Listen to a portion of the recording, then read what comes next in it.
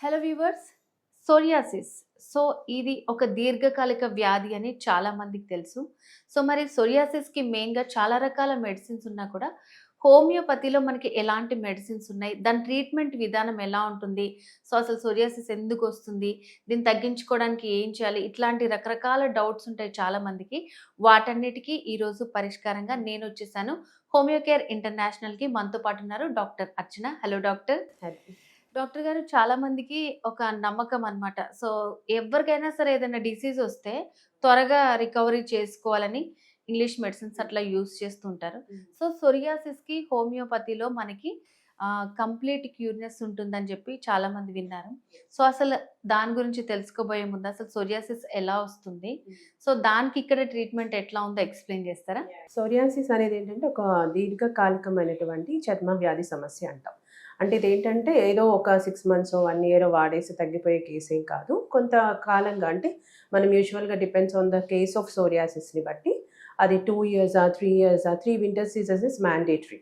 అది normal psoriasis కావచ్చు, లేకపోతే ప్లేగ్ సోరియాసిస్ కావచ్చు, ఎరిథ్రోడర్మిక్ సోరియాసిస్ కావచ్చు. ఎందుకంటే it's an auto immune disorder. Any auto immune డిజార్డర్స్‌కి మనం ఇమ్యూన్ సిస్టమ్ లెవెల్ నుంచి వేస్తాం కాబట్టి, అండ్ వాటికి కాజేటివ్ ఫ్యాక్టర్ కూడా ప్రాపర్‌గా ఇది అని చెప్పలేం కాబట్టి, టైమ్ టేకింగ్ ప్రాసెస్ అనేది మాత్రం ఖచ్చితంగా ఉంటుంది. బట్ రికవరీ పార్ట్ వచ్చేసరికి ఏంటంటే, ఖచ్చితంగా depends on the condition of the డిసీజ్‌ని బట్టి, ఎయిల్మెంట్ ఫ్యాక్టర్‌ని బట్టి మనకి ఎంతవరకు తగ్గుతుంది, పూర్తిగా తగ్గుతుందా లేదా, లేకపోతే తగ్గినా మళ్ళీ ఏమైనా ఇబ్బంది పెట్టే ఛాన్సెస్ ఉందా, మళ్ళీ ఎప్పుడు వాడాలి మెడిసిన్స్, ఎన్ని రోజులు వాడాలి అనేది క్లియర్‌గా చెప్తాం. సో, దీనిలో ఏంటంటే స్కిన్ సెల్స్ రిజువనేట్ అవ్వడం, ప్రొడక్షన్ అనేది ఎక్కువగా ఉండటం, పాతవి చనిపోవడం, కొత్తవి మళ్ళీ మళ్ళీ రావడం వల్ల స్కిన్ మీద మనకి పొలుసుల్లాగా వచ్చే వ్యాధి. అందరికీ అర్థమయ్యే భాషలో చెప్పాలంటే పొలుసుల వ్యాధి అంటాం. సో, ఇదేంటంటే బేసిక్‌గా దురద ఎక్కువగా ఉంటుంది స్కిన్ మీద. అక్కడ రెడ్‌నెస్ కావచ్చు, సోరియాసిస్ కూడా ఏంటంటే 2, 3 రకాలుగా ఉంటుంది. కొంతమందికి నల్లగా థిక్ క్రస్ట్ లాగా ఫార్మ్ అవుతూ ఉంటుంది. కొంతమందికి ఓన్లీ స్కేలింగ్ మాత్రమే ఉంటుంది. కొంతమందికి బాగా పింక్ కలర్‌లో ఉంటుంది. కొంతమందికి బాగా రెడ్ కలర్ విత్ స్కేలీనెస్, ఇచ్చీనెస్, బంపీనెస్ అనేది ఉంటూ ఉంటుంది. సో, ఎలాంటి సోరియాసిస్ అయినా కానీ itching is a common factor. So, దీనిలో కూడా మనకి సోరియాసిస్‌లో ఒక 4, 5 బాగా రెగ్యులర్‌గా వినిపించే కండిషన్స్ ఉంటూ ఉంటాయి. అంటే రెగ్యులర్‌గా ఇప్పుడు మా హోమియో కేర్‌లో కూడా ఎలా అంటే ప్లేగ్ సోరియాసిస్ అనే కేసెస్ చాలా వరకు వస్తూ ఉంటాయి. అంటే ఆల్ ఓవర్ ద బాడీ. అంటే ఫేస్ తప్ప మిగతా బాడీ పార్ట్స్ మొత్తం కూడా ఈ స్కేలీనెస్, ఇచ్చీనెస్, బంపీనెస్, క్రస్ట్ ఫార్మేషన్, క్రాక్స్ అలా ఉంటూ ఉంటాయి. సెకండ్ బాగా కామన్‌గా వచ్చే వెరైటీ వచ్చేసరికి ఎరిథ్రోడర్మిక్ సోరియాసిస్. అంటే ఒకటే ప్యాచ్ బాగా పెద్దగా ఉండటం, అందులో బాగా స్కేలీనెస్, ఇచ్చీనెస్, బర్నింగ్ ఉండటం అనేది జరుగుతుంది. తర్వాత పామోప్లాంటర్ సోరియాసిస్ అంటాం. అంటే ఓన్లీ మనకి చేతుల్లోనూ, ఓన్లీ కాళ్ళల్లోనే ఉంటూ ఉంటుంది. మళ్ళీ ఇంకా ఇతర శరీర పార్ట్స్‌లో ఎక్కడ కూడా ఉండదు. సో, దీనికేంటంటే మరీ 3 వింటర్ సీజన్స్ అవసరమేం పడదు. హార్డ్‌లీ ఒక 1-2 వింటర్ సీజన్స్ అనేది మ్యాండేటరీగా వాడుకోవాల్సి వస్తుంది. ఇది కాకుండా నెయిల్ సోరియాసిస్ అంటే ఓన్లీ నెయిల్స్‌లో మాత్రమే ఉంటుంది. సో, దీనికి కూడా హార్డ్‌లీ తక్కువ టైంలోనే తగ్గిపోయే అవకాశాలు ఉంటాయి. ఇన్వర్స్ సోరియాసిస్ అంటే ఓన్లీ మనకి జాయింట్ ఫోల్డ్స్ కానీ, లైక్ ఎల్బోస్‌లో కానీ, నీస్ వెనక భాగంలో కానీ, గ్రాయిన్స్‌లో కానీ, లేకపోతే లాయిన్స్‌లో కానీ, అండర్ ఆర్మ్స్ కానీ, ఇలా ఫోల్డింగ్ ఏరియాస్‌లో sweaty areas, even breast, under breast కూడా మనకి వచ్చే సోరియాసిసే ఇన్వర్స్ సోరియాసిస్. ఇలా 4, 5 రకాలున్న సోరియాసిస్ కాస్త రాను రాను ఏమవుతుందంటే డిపెండ్స్ ఆన్ ద కండిషన్ బట్టి మనకి ఇంకొంచెం అంటే ఇప్పుడు స్కాల్ప్ సోరియాసిస్ ఉన్న వాళ్ళకి పామోప్లాంటర్ రావద్దని ఏం లేదు. పామోప్లాంటర్ ఉన్న వాళ్ళకి వేరే అదర్ సోరియాసిస్ టైప్ రావాలని కూడా లేదు. వచ్చే అవకాశాలు కూడా ఉంటాయి. Depends on their genetic factor. అంటే వాళ్ళకి ఎందువల్ల సోరియాసిస్ వచ్చిందనే దాన్ని బట్టి విల్ డిసైడ్ ద ఫ్యాక్టర్స్ అనమాట. సో, ఈ ఇచ్చీనెస్ ఫస్ట్ మనం హోమియో వేసిన తర్వాత ఫస్ట్ తగ్గేది స్కేలీనెస్ అనేది చాలా వరకు తగ్గుతూ ఉంటుంది. ఇచ్చీనెస్ తగ్గుతూ ఉంటుంది. తర్వాత మామూలుగా స్క్రాచ్ చేసిన తర్వాత వచ్చే బర్నింగ్ సెన్సేషన్ తగ్గుతుంది.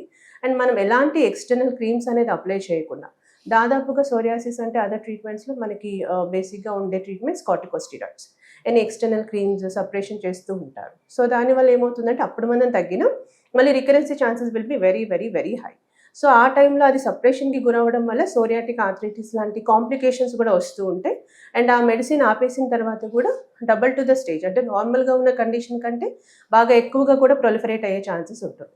అలా కాకుండా ఇనీషియల్ స్టేజ్ నుంచే మనం హోమియో వాడుకుంటే even there are some cases even 1 మంత్‌లో కూడా మనకి ఆ స్కేలీనెస్, ఇచ్చీనెస్, బంపీనెస్, క్రస్ట్ ఫార్మేషన్ ఇవి తగ్గిన కేసెస్ కూడా చాలా వరకు ఉంటాయి. And there won't be any side effects in the homeopathy as well.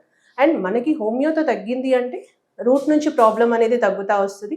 పెథలాజికల్‌గా condition అనేది కంప్లీట్‌గా రివర్స్ అయ్యే కండిషన్స్ చాలా వరకు ఉంటాయి కాబట్టి, మళ్ళీ ఫ్యూచర్‌లో వన్స్ మెడిసిన్ స్టాప్ చేసిన తర్వాత కూడా recurrence chances won't be there. But any kind of సోరియాసిస్కి ఏంటంటే మనకి 80% వరకు అక్యురసీ అనేది అష్యూరెన్స్ అనేది ఉంటూ ఉంటుంది. But at the same time diet is also very mandatory role. ఇక్కడ కంపల్సరీగా డైట్ అనేది ఫాలో అవ్వాల్సింది. డైట్ అంటే ఏంటి, మామూలుగా గ్లూటెన్ కాంపౌండ్స్ అనేది కంప్లీట్గా అవాయిడ్ చేయమని చెప్తా. కొంతమంది ఏంటంటే మెడిసిన్స్ వాడుతున్నాం కదా అని చెప్పేసి they use to go with the other diets అవి కూడా ఫాలో అవుతూ ఉంటారు. సో అలా కాకుండా మేము డాక్టర్గా ఏదైతే చెప్తామో అది తినకూడదు అంటే తినకూడదు. అవి తినకపోతే కనుక డెఫినెట్గా మనకి సోరియాసిస్ అనేది ఆల్మోస్ట్ 80 to 90% తగ్గడం, మళ్ళీ పెథలాజికల్గా మళ్ళీ రివర్స్ అయ్యే ఛాన్సెస్ కూడా వెరీ వెరీ లెస్ ఉంటుంది. ఒకవేళ తగ్గినా కూడా 2 to 3 వింటర్ సీజన్స్ అనేది కంటిన్యూస్గా మెడిసిన్స్ వాడుకుంటే మళ్ళీ ఫ్యూచర్లో recurrence chances will be very very less. Okay. Okay madam, ఇప్పుడు మీరు చెప్పిన కేసెస్ అన్నిట్లో మీ దగ్గరికి ఎక్కువగా ఎలాంటి కేసెస్ వస్తాయి? అండ్ మెయిన్గా హోమియోకేర్ ఇంటర్నేషనల్లో వాటికి ట్రీట్మెంట్ ఎట్లా ఉంటుంది అసలు? మా దగ్గర ఎక్కువగా వచ్చే కేసెస్ అయితే ఈ పామోప్లాంటర్ సోరియాసిస్ వస్తుంది, ప్లేక్ సోరియాసిస్, అండ్ మనకి ఈ ఎరిథ్రోడర్మిక్ సోరియాసిస్ అనేది కామన్ వెరైటీ. సో నా దగ్గరికి కూడా సేమ్ ఇవి 3 కేసెస్ చాలా వరకు వస్తూ ఉంటాయి. సో చెప్పాను కదా, పామోప్లాంటర్ సోరియాసిస్ని మనం చాలా వరకు తొందరగానే తగ్గించవచ్చు. ఈవెన్ మనం కాన్స్టిట్యూషనల్గా కరెక్ట్గా సెట్ అయిన మెడిసిన్ వేసి బాడీ అనేది అంటే పేషెంట్ బాడీ అనేది ప్రాపర్గా రియాక్ట్ అవుతుంది టు ద మెడిసిన్ అంటే డెఫినెట్గా వితిన్ 1-2 మంత్స్లోనే చేంజెస్ చాలా కనిపిస్తూ ఉంటాయి. అలానే కంప్లీట్గా తగ్గిపోతుంది 1-2 మంత్స్లో అని కాదు, బట్ సిమ్టమాటిక్గా they'll be better within 1 to 2 months of medications. అలా కంటిన్యూగా వాడుతూ ఉంటే డాక్టర్ చెప్పిన డ్యూరేషన్ అంతా ప్రాపర్గా వాడి డైట్ అనేది ప్రాపర్గా చేస్తూ స్ట్రెస్ ఫ్యాక్టర్స్ని కంట్రోల్ చేసుకుంటూ ఈ వింటర్ అగ్రవేషన్ డెఫినెట్గా ఉంటుంది కాబట్టి దాన్ని ఆ టైంలో కూడా కొంత జాగ్రత్తలు అనేది తీసుకుంటే బాడీ డీహైడ్రేట్ కాకుండా వాటర్ కన్సంప్షన్ అనేది ప్రాపర్గా ఉంటే కంప్లీట్గా తగ్గుతుంది. ఇప్పుడు నా దగ్గర వచ్చిన మేజర్ రీసెంట్గా వచ్చిన కేసు శోభారాణి కేసు. అది ఏంటంటే ప్లేక్ సోరియాసిస్ కంప్లీట్గా ఓన్లీ ఫేస్ మాత్రం కాకుండా even neck portion, arms, 4 arms, fingers, hands మొత్తం all over the inner side of the body కూడా షీ గాట్ ఇట్. ఆల్మోస్ట్ తనకి 10 to 15 years నుంచి క్రానిసిటీ ఉంది. She's on corticosteroids. ఆ క్రీమ్స్ వాడుతుంది, వచ్చినప్పుడల్లా అంటే లోషన్స్ ఈ లేపనాలు అంటాం కదా అవన్నీ రాసుకోవటం, ఆయిల్ కంప్లీట్గా పెట్టుకోవడం అయినా తగ్గట్లేదు. వాడినప్పుడు తగ్గుతుంది, మళ్ళీ వస్తుంది. ఎవరు ఇలానే హోమియోకేర్కి వెళ్ళండి తగ్గిపోతుందని చెప్తే she came to me. So within 1 monthలోనే మనం ఆ పేషెంట్కి వేసిన డోసు క్యాల్కేరియస్ ఆల్ఫా వితిన్ 1 monthలోనే షీ గాట్ ఆల్మోస్ట్ 70% స్కేలింగ్ అనేది తగ్గింది. ఫస్ట్ ఆ పొలుసు తగ్గినాక పేషెంట్కి ఆబ్వియస్గా డిస్కంఫర్ట్ అనేది తగ్గిపోతుంది, స్టిఫ్నెస్ అనేది ఎక్కువగా ఉంటుంది కాబట్టి, అండ్ ఇచ్చినెస్ అనేది కూడా చాలా వరకు తగ్గింది. But still she is continuing. ఇప్పుడు ఆల్మోస్ట్ తనకి 6 months ఏమో అవుతుంది మెడిసిన్ స్టార్ట్ చేసి కూడా. బట్ రికరెన్సీ అనేది కూడా ఇప్పుడు వింటర్ సీజన్ యూజువల్గా ఏంటంటే స్ట్రెస్ వల్ల ఒకటి, డైట్ వల్ల ఒకటి, వింటర్ వల్ల ఖచ్చితంగా స్కిన్ డిజార్డర్స్ పెరుగుతూ ఉంటాయి. ఈవెన్ సోరియాసిస్ కూడా కామన్ ఆ టైంలో మనం పెరుగుతుంది. కానీ తనకి అది కాన్స్టిట్యూషనల్గా సెట్ అయింది కాబట్టి she's not getting any reoccurrency of the same symptoms what she's having before. So ఇప్పుడు స్టీరాయిడ్స్ కంప్లీట్గా ఫస్ట్ మంత్ నుంచి ఆపేసింది and she's maintaining the diet at the same time medications. అట్లా మళ్ళీ తనకి అయినా కూడా మేము 2 winter seasons 3 winter seasons కంప్లీట్గా వాడమని చెప్తాం. ఎందుకంటే ఎక్కడైనా చిన్న ప్యాచ్ ఉన్నా కూడా there could be a chances of getting reoccurrences. ఆ రీఅకరెన్సీ మళ్ళీ వస్తే పేషెంట్కి తెలుసు ఆల్రెడీ 15 years నుంచి సఫర్ అయింది కాబట్టి ఇప్పుడు డాక్టర్ ఏం చెప్తే అది ఖచ్చితంగా వినాల్సి ఉంటుంది, వింటది కూడా. సో వింటుంది. At the same time post medication కూడా will suggest to continue with diet and stress factors. ఇవన్నీ మెయింటైన్ చేస్తే 99% recurrency chances will be very very less. అది హోమియోకేర్ యొక్క మేజర్ ఇదనమాట. అంటే కాన్స్టిట్యూషనల్గా పేషెంట్కి ఏ మెడిసిన్ సెట్ అవుతుంది, సింగిల్ మెడిసిన్ కాంబినేషన్లో ఇవ్వాలా, లిక్విడ్స్ ఏంటనేది చూసి వాళ్ళ యొక్క physical and pathological condition, symptoms కండిషన్ని బట్టి కూడా వేస్తాం. సో అది వేస్తున్నాము అంటే డెఫినెట్గా పేషెంట్కి వితిన్ 1-2 monthsలోనే ఇంప్రూవ్మెంట్ స్టార్ట్ అవుతుంది. Any kind of case, not only ఈ శోభరాని కేసు అని కాదు, నరేందర్ అని ఇలా చాలా మంది కేసెస్ ఉన్నాయి.